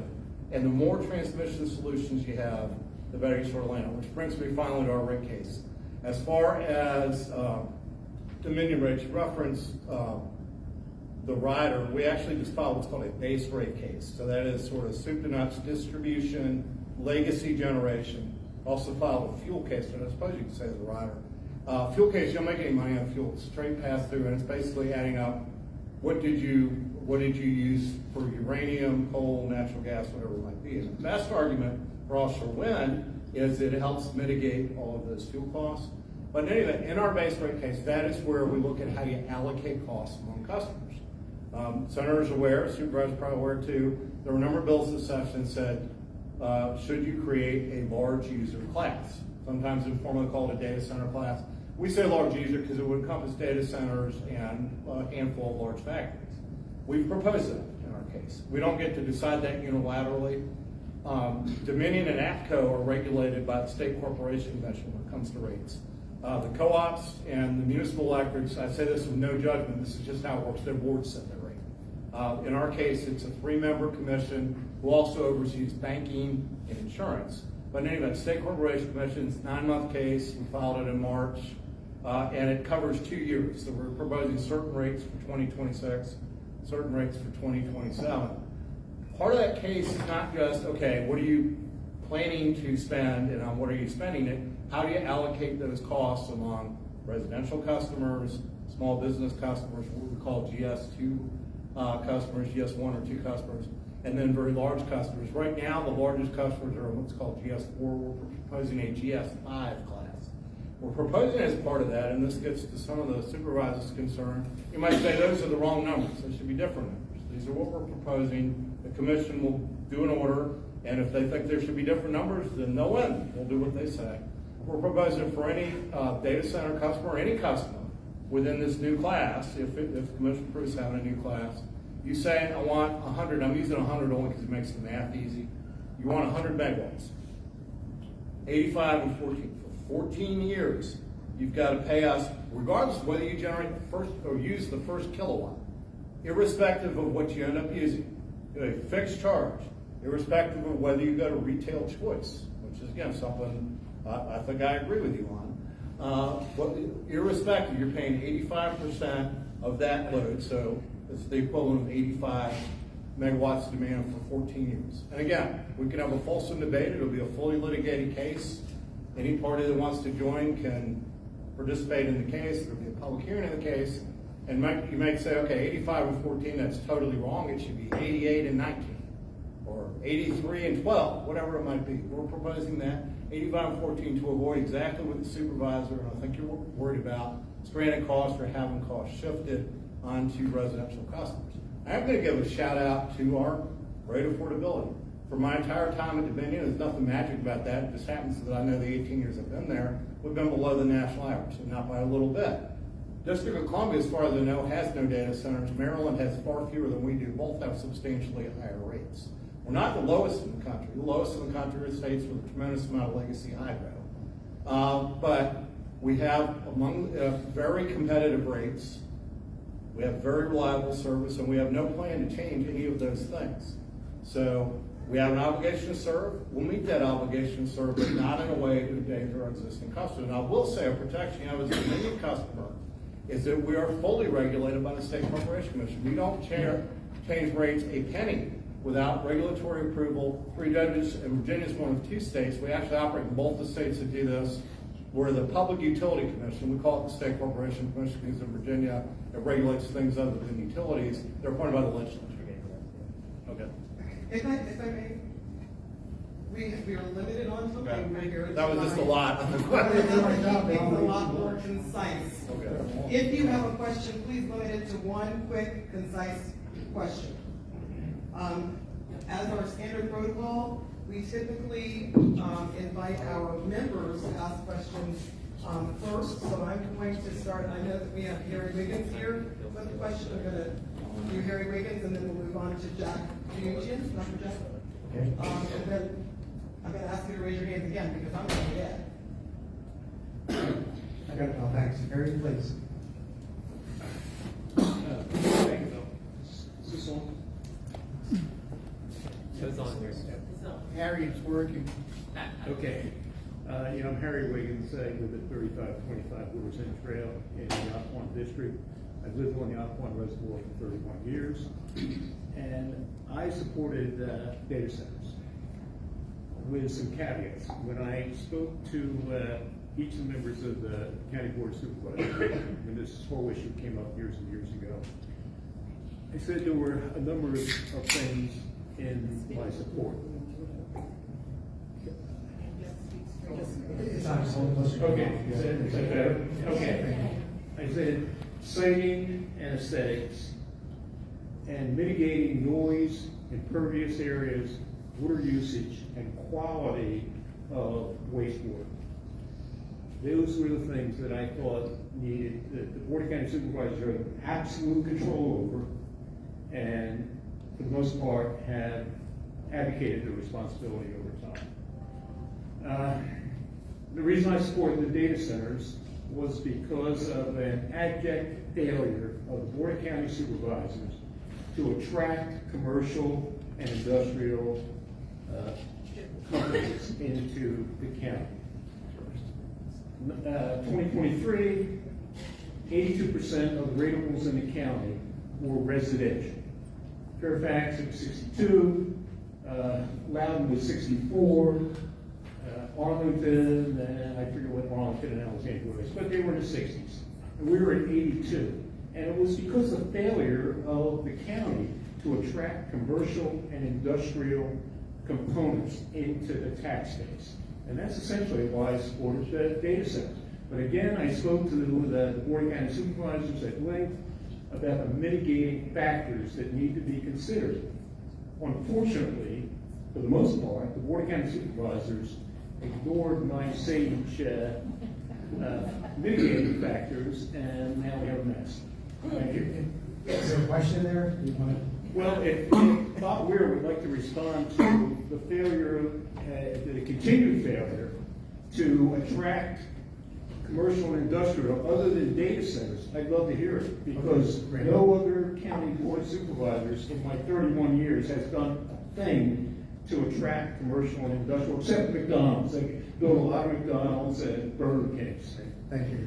Yep. You Bob, forgot anything else? subways and nail parlors. No, you're right. I'm not gonna argue the point. We're doing a better job now. The problem is, I would suggest we went overboard on data centers, and you're right. It is within the board does have the authority and the power to regulate all of those issues. And we haven't. I mean, there is no other, I'll say it, the board has failed, and that includes the board that I'm on. It's a problem that's gone back several years, and there was no real effort to attract viable industry for quite some period of time. Nothing wrong with saying it. Okay, thank you. Dr. Jack? Yes, Jack Williamson, Magisterial District. I just wanted the panel to just focus on, we're focusing on energy. So one of the things that IBM did was they developed the 9-nanometer chip back in the 1920, 21, 22 timeframe. But they also developed the 7-nanometer chip, and now they're looking at they have developed a 2-nanometer chip. So these breakthroughs allow for basically 50 billion transistors to fit on the size of your thumbnail, 50 billion of them. So, I mean, that technology is expected to improve performance and energy efficiencies for longer battery life and cell phone use and energy consumption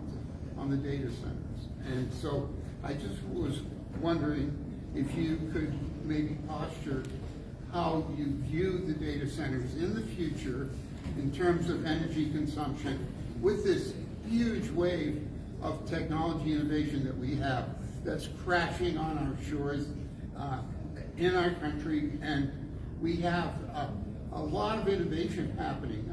Taiwan Manufacturing, Samsung, others are really moving along and manufacturing these devices that are much more efficient.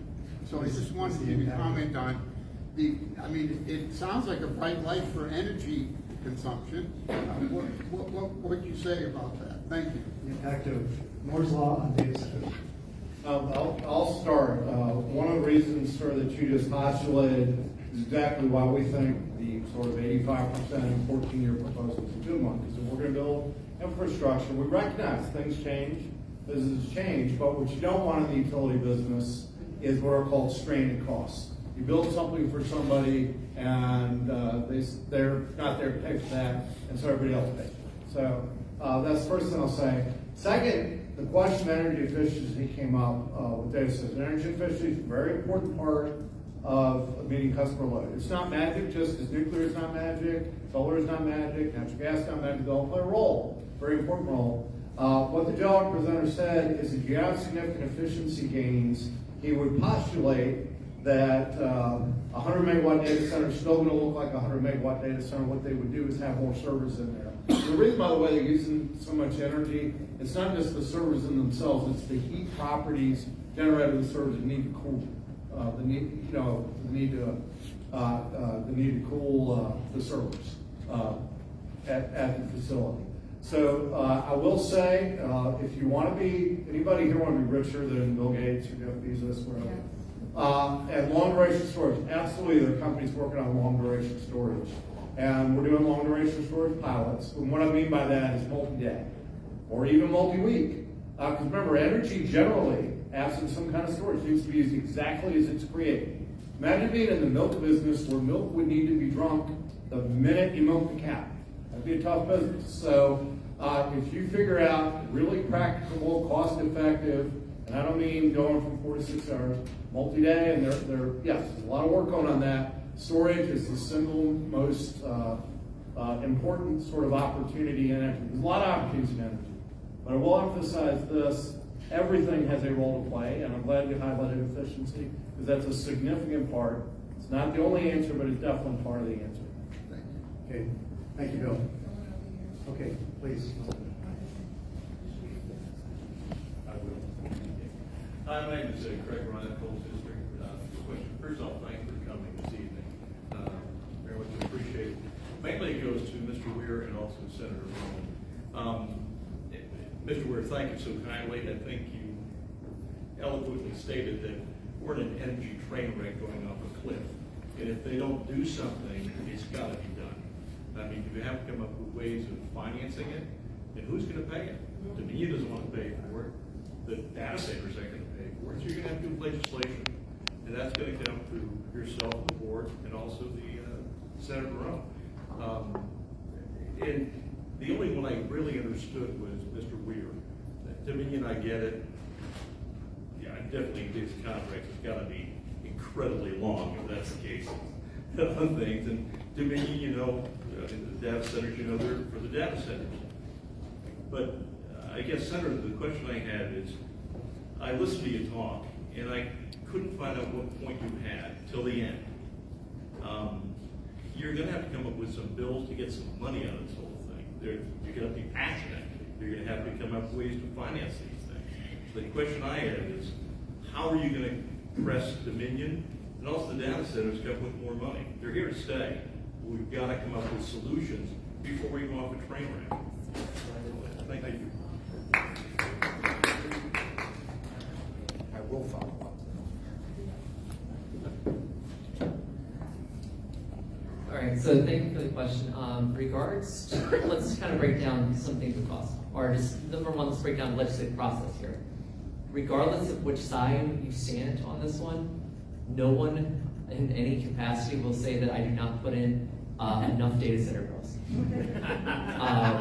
That's about 20 to 25% of my legislative portfolio this year.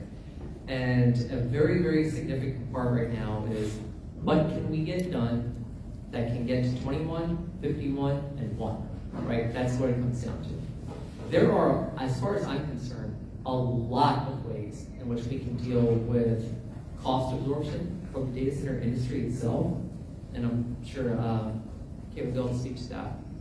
And at the same time, I want to break down a few things. Number one, I believe Senator Deeds this year actually had a bill that got passed regarding the issue that Mr. Murray spoke to earlier, about making sure that data centers were actually going to be basically put in a different class in terms of the rate structure. And again, you can speak more to that than I will here, but, and that bill was one of the very few things that got signed this year. That's still not going to be the end-all be-all of it, but it's a start. Second issue I'm going to actually bring up is an issue regarding what we just heard regarding energy efficiency. One thing that I suggested repeatedly, we have more than 4,000 orphan mines in Southwest Virginia.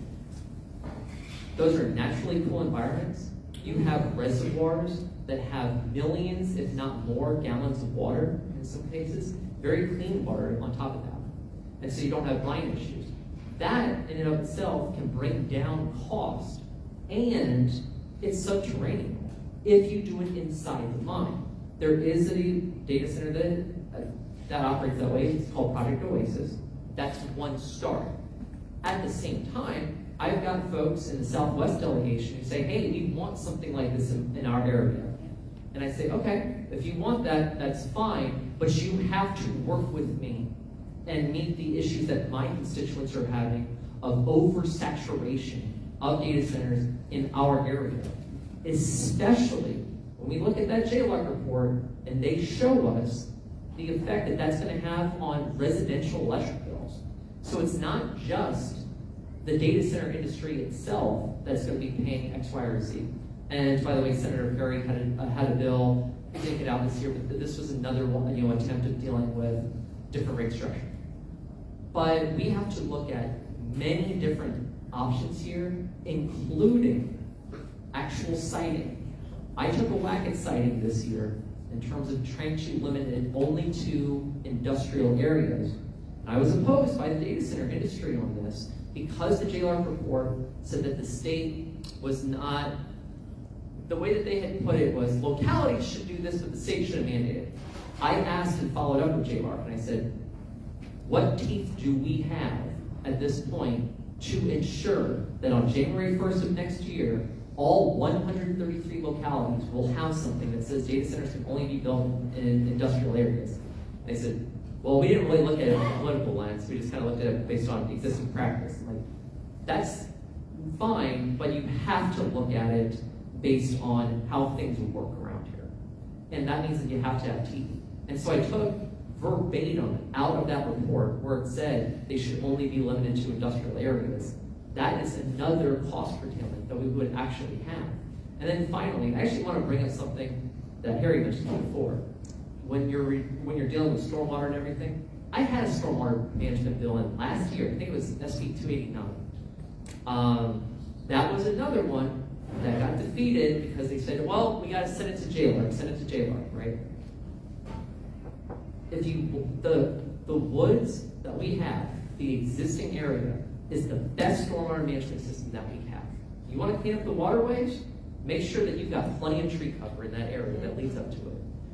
And by the way, VDOT needs to make sure that the solutions that they're using for ice, that doesn't get into our water either. And by the way, we are having that long-standing issue with Micron. That's for another committee of 100 men.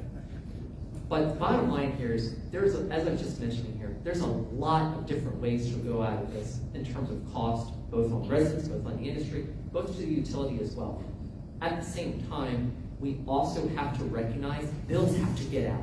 And we have to have enough people who want to play ball on this in the first place in order for us to get to that coalition of 21, 51, and 1. And we will do it in a bipartisan way once we get it done. Thank you, Senator Rome. I think Bob wanted to make a quick comment. Kate. Yeah, I mean, I guess the question is, what can be done politically? And I'm in kind of an unusual position in that what I affectionately call the Imperial Clown Show in Richmond, both sides of the aisle aren't particularly fond of me this year, Republican and Democrat. But I think the problem is this, what should in essence be a bipartisan bill, nonpartisan bill, can't be. You can't do the other side of the win. It's hyper-partisan this year, and then when you throw in the impact of significant campaign donations from various industries, I'm kind of happy to see the Dominion's lost its position as the #1 donor. I applaud that. But at the end of the day, especially in an election year, I don't think there's any great expectation of anything to get done, which kicks it back to the locality and again places the onus on us. We've got the authority to make decisions. We have the ability to impact zoning, siting, any number of other issues regarding data centers in the county. So I guess for the time being, stuck with us, we've just done a horrible job of it. And then just one thought. So definitely legislature provides policy guidance. The longest legislative hearing I think I've ever been to, the Senator might have been a long one, about 9 hours. Is that about 9, 12 hours? Like longest committee hearing, I guess 3 years ago. So a base rate case takes 9 months, an integrated resource plan takes 9 months. Sometimes deferring to the regulator or giving the regulator tools, and by the regulator I mean the State Corporation Commission, the 3 judges of the commission, you can get into a level of detail in 9 months that you can't do in 9 hours. So it is definitely true that the legislature has sort of plenary police powers. It's not a government limited power, unless there's some prohibition in the state constitution, federal constitution. Legislature can legislate wherever it wants, but it's doing that in the context of a press time schedule. We have very expert regulators. They've got a staff 800. They don't all work on energy. Some work on insurance and banking. We've got a very strong, very capable regulator.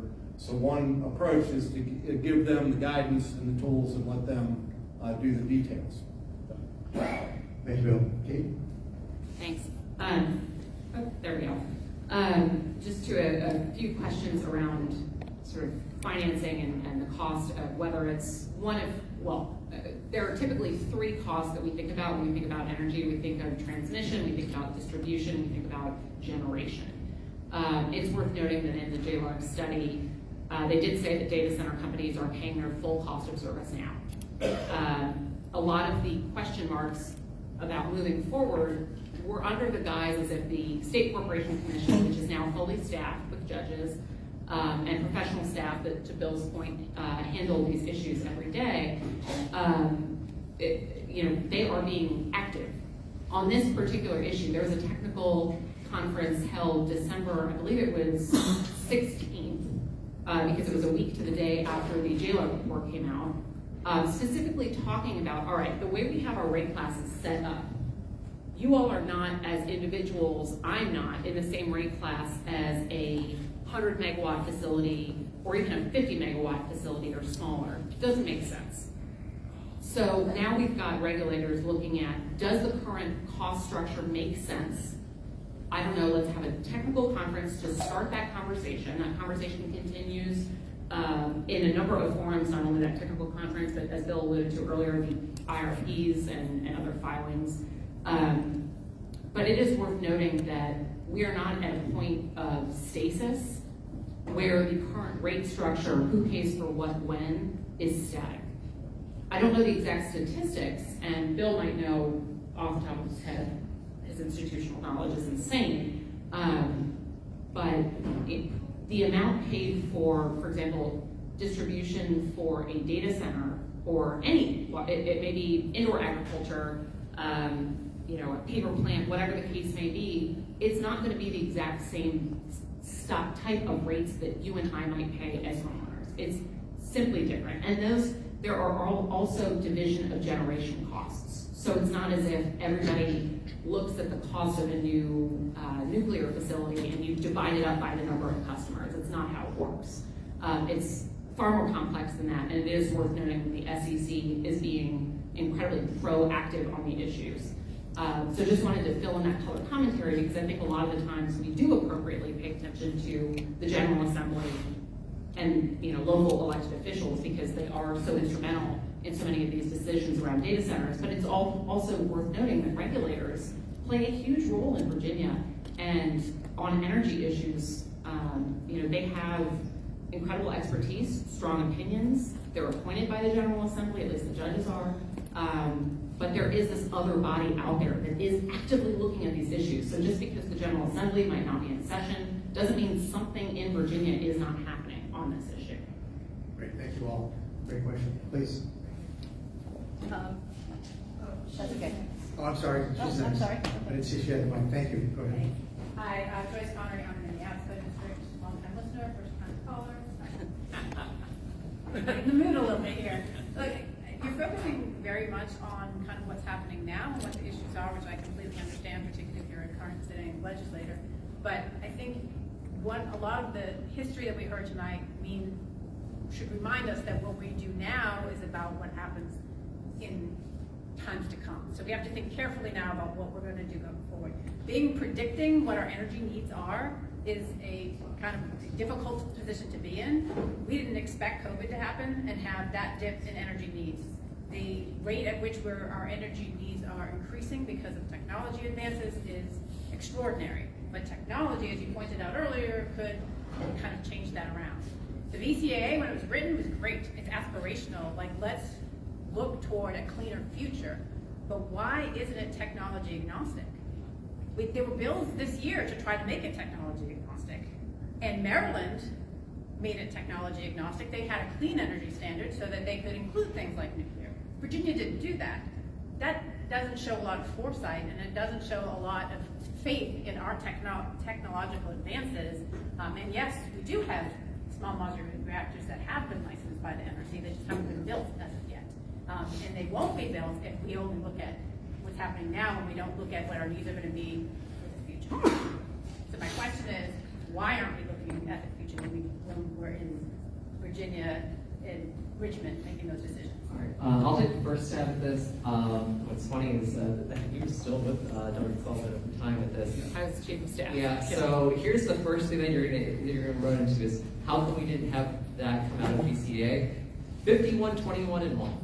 That's the first, is do you have the votes for it? Number two, the number of groups that were involved and at the table with that it's pretty incredible. And the reason I said I was the last holdout who voted yes on this is I wanted them even in their side, even on our side, and I was getting some folks who I'll not name visibly frustrated. Is my job here, as far as I'm concerned, is I'm not so concerned about where the corporations are coming in on this. I want to know what is going to allow us to meet clean energy as soon as possible. This is what I wanted, right? And here we are. This is a product of what happens when you have too many chefs in the kitchen. And you had a lot of players and everyone trying to get what they wanted crammed in, which also meant that you had a lot of fighting behind the scenes. We didn't see the final version of that bill until I believe it came out in conference, and we had whatever substitutes, all the other sort of stuff that kind of came along the way. We had a lot of different drafts that were being thrown at us, and we also had to take a lot of, hopeful faith in colleagues and a lot of trust in folks, where even those of us who were skimming as fast as we could and reading every word before we voted on it said, do we know what every single word of this is going to do? We're going to have to really, really, really hope for the best. I think two things could fix that. Number one, if we had the short session actually be 60 days instead of 45 days, that's one thing, but still keep the same bill limit right now. That would give legislators and everyone else a lot more time to slow down the train and make sure everyone knows what's in everything that we're doing before we do it. That's one idea. And then second idea with this is that, and this is going to be wildly unpopular version, but I'll say it here, conference committees should be done in public. Yes. Conference committees are entirely done behind the scenes right now. Entirely done. There's no camera, there's no anything. It's basically at this point that the committee process, if the legislators want it to be, is more or less just a show for the cameras, because the real work we'll do when they say, just let it go through right now, we'll deal with this in conference. That's the problem. Okay, quick comment from Bill. Nuclear actually counts in the BCA, and the way it counts, there's multiple parts of BCA. Carbon-free standard by 2045. Nuclear is carbon-free, axiomatically. Nothing that will happen in 2045 requires any nuclear. We plan to run nuclear units many years past 2045. So it counts in that regard. Also, when so another part of the BCA, renewable portfolio standard. You got to buy, for 100%, nuclear comes out of the base. So you don't need to buy renewable RECs to offset nuclear. It's neither in the numerator nor the denominator. So the compromise there was nuclear counts, but the word nuclear is nowhere in BCA. Thank you. Last question. Fran Altman, Aqua District. Joyce, excellent points that you just made. Thank you for doing that. Harry, I want to also say something about what you mentioned. It doesn't fall to anybody here. We did this to ourselves here in Prince William because those overlay districts never should have happened. And now you all are up there trying to play catch up, and putting my technology hat on for a minute, I see only one solution, and that is going to be the nuclear modular reactors. My question to whoever wants to answer, but Chris, you may be the better one to answer this, is what's the timeline for that? Because AI is exploding. We don't have the kind of time that I'm hearing you all speak of. We don't. And the need is like this on the graph, okay? There's more applications coming out every single day that are going to rely on AI.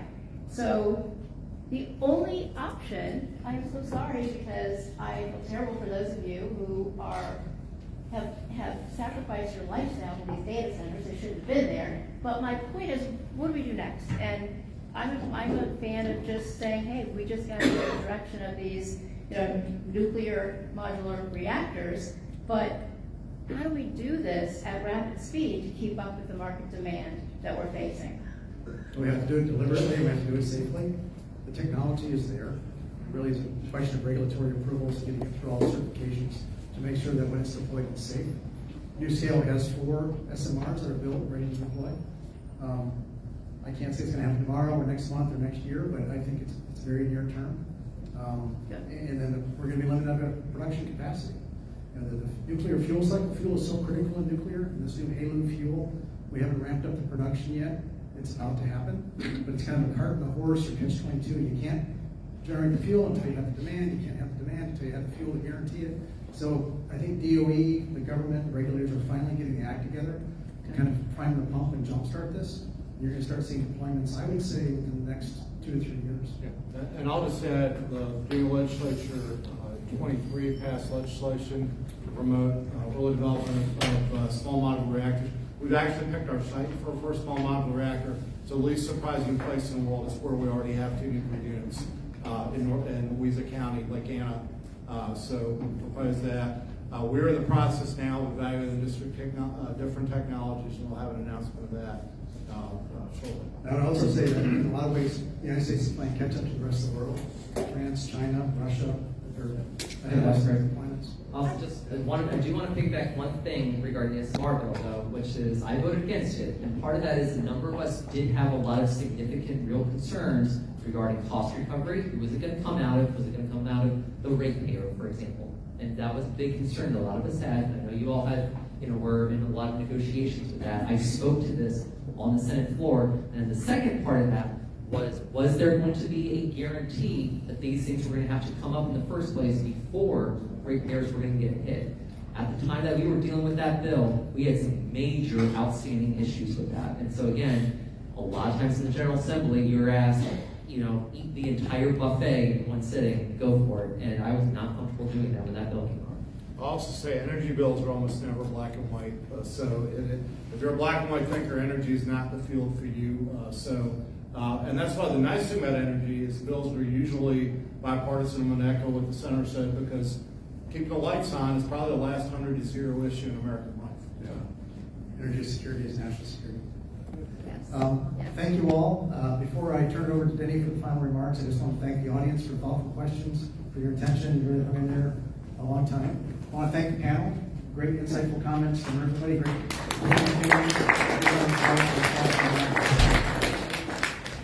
And Denny, thank you. Over to you. Thank you, Chris. Thank you, panelists. Very much appreciate you being here.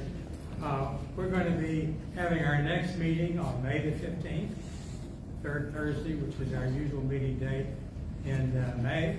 And on that occasion, we're going to be discussing the subject of the future of local journalism, or something like that. As trusted news sources shrink and misinformation spreads, the role of local journalism has never been more critical or more threatened. Panelists still being confirmed this program will bring together voices to explore what's next for local news, how we can all play a part in preserving truth, accountability, and connection in our communities. Lynn Breen wasn't here to say this first, but I wanted to say it, and I invite you to take part in our meeting on the 15th, and also to select our officers and directors for next year. Well, that will be, I didn't mention the Manassas Museum will be our location. I understand we may be blessed by the same caterers, so you'll want to order dinner. That's all we got.